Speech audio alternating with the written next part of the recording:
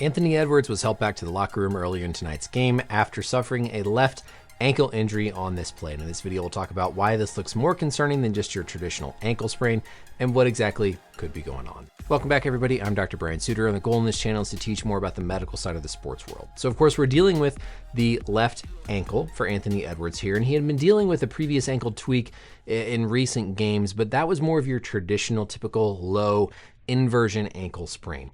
What we saw right here, Edwards, number one, look at where he's grabbing. He's grabbing more in the lower part of his leg as opposed to down at his ankle.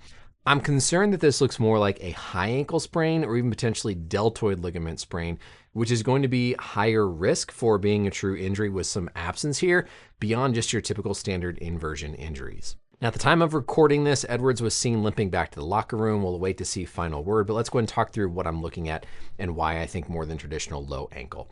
So as Edwards goes down here, remember a traditional inversion ankle sprain is going to be when the outer part of the ankle rolls towards the floor.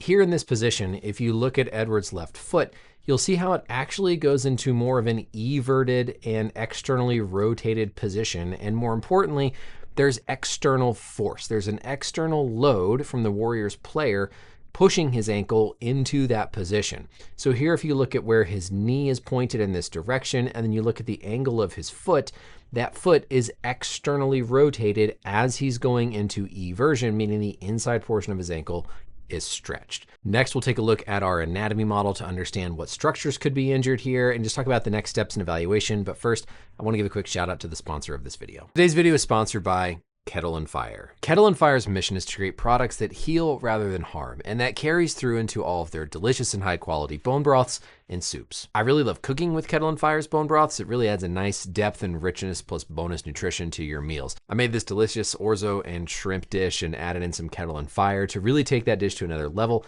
and pack in more nutrients. But if you want, you can also simply heat it up and enjoy it as a nice beverage. Their beef and chicken bone broths have 19 grams of protein per serving and are packed with awesome vitamins and minerals and things like collagen, gelatin, and electrolytes. Right now, you can take advantage of a great deal by heading to the link down in the description and using my promo code BrianSutterer20 to get 20% off your purchase. I also really appreciate that their beef products are made with 100% grass-fed and finished beef bones and organic free-range chicken bones for their chicken products. They're slow simmered for maximal nutritional extraction, and they have a 2-year shelf life with no artificial ingredients. So take advantage of the benefits that bone broth can offer your health by checking out Kettle Fire's bone broths and soups today. Thanks again to Kettle Fire for sponsoring the video, and let's get back to our learning. Looking at our biodigital anatomy model here on the outer portion, this is going to be the lateral outer portion of the ankle. You've got your 3 traditional low ankle sprain ligaments: the ATFL, the CFL, and then all the way in the back, the PTFL.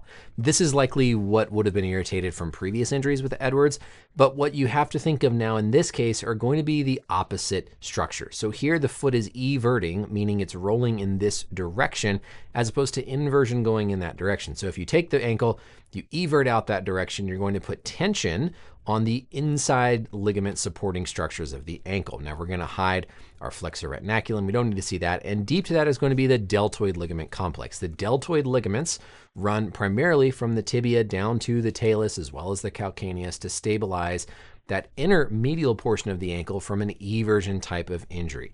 The other structure I'm concerned about here is the syndesmosis, the high ankle sprain ligament.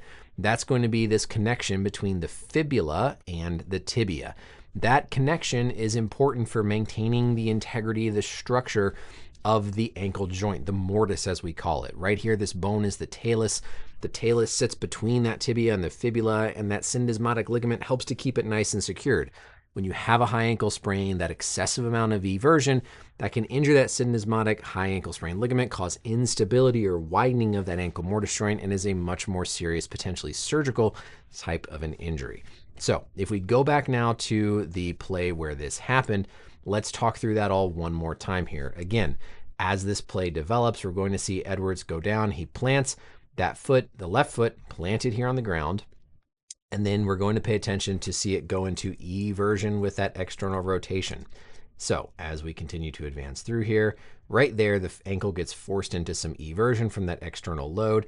Right there, the foot is also going to be externally rotated. And so that's going to put stress on both the deltoid ligament complex as well as the high ankle sprain area. This would also fit with where we saw Edwards grabbing, more so up at the portion of the syndesmosis as opposed to down by the ankle. Now, one good thing going for him in this instance is that the ankle was not dorsiflexed. So dorsiflexion is when the foot is going to be pointed upwards towards the tibia. Here, his foot is plantar flexed, and plantar flexion doesn't quite engage and load the ankle mortise and that syndesmosis quite as much as when the ankle is dorsiflexed. So this is one good prognostic thing, that hopefully there's not as much trauma to that high ankle sprain area. But again, still going to be concerning with that amount of eversion and how much we saw him limping going off the court. There's also a little bit of stress here potentially on his MCL as he falls into this position. You can see how he's turning and twisted a little bit, maybe a little bit of stress on the inner portion of the MCL. It's something that can also happen with your traditional high ankle sprain mechanisms. So we will see. I expect right now Edwards is getting x-rays taken. Even if you don't see any fracture, if there's a significant high ankle tear on the x-rays, you might see the bones are widened and moved farther apart. If that's the case, that's a surgical injury. We'll hear about it quickly. Edwards will be ruled out, and there will be an MRI and potentially surgery if it's a complete high-grade tear of his high ankle sprain complex. If this is normal x-rays, the joint is stable, and it's more of a deltoid sprain, that is generally longer than a traditional lower inversion sprain. Probably on the order of best case 1 to 2 weeks. But we've seen Edwards have a lot of these really concerning looking injuries and then pop back pretty quick. So I don't know if that's something about just how he initially reacts or something truly about his healing potential. So keep an eye on things. Hopefully this was helpful to get a little bit of a sense of what I'm looking at, what I'm thinking about, and stay tuned for more information about what could be going on with Edwards. Thanks as always for watching. Let me know any questions or comments down below. I'll see you in the next video. Bye.